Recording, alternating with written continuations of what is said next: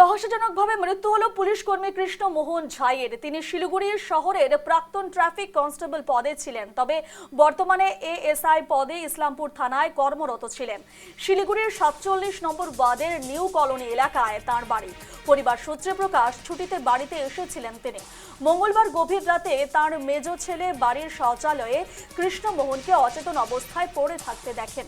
সঙ্গে সঙ্গে তাকে শিলিগুড়ি জেলা হাসপাতালে নিয়ে যাওয়া হয়, সেখানে তার মৃত্যু হয়। ঘটনার পর কৃষ্ণমোহন ঝাইয়ের খুনের অভিযোগ তুলেছেন তার স্ত্রী। প্রশাসনের কাছে ঘটনার সঠিক তদন্ত করে প্রকৃত দোষীদের খুঁজে বের করার দাবি জানিয়েছেন তিনি।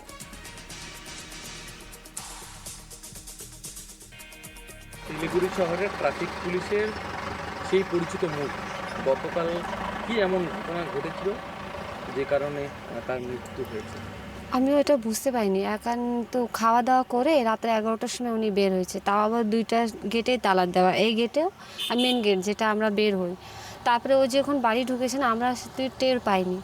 যখন ছেলে 3টার সময় উঠে ওয়াশরুম যেতে, তখন দেখি উনি কিন্তু বাথরুমে পড়া।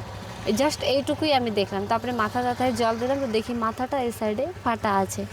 তো বাথরুমে অবশ্য ওইভাবে পড়লে কিন্তু মাথাটা ফাটবে না, যেভাবে মাথাটা লম্বাভাবে ছিঁড়া। মানে আমি তখন দেখলাম না, তো একটা আঙুল ঢুকে যাবে ভেতরে, মানে এমন হচ্ছে কোনো জিনিস দিয়ে বাড়ি মারা হয়েছে। তারপরে তো নিয়ে গেলাম সিভিলে। নিয়ে যেতে যেতে ওখানে ওই যে প্রেশারটা মাপে যে মেশিনটা লাগায়, ওটা লাগাইছে। যতক্ষণ পাম্প করেছে 2বার, তো উনি শ্বাসটা টানলো, তারপরে একদম নেই।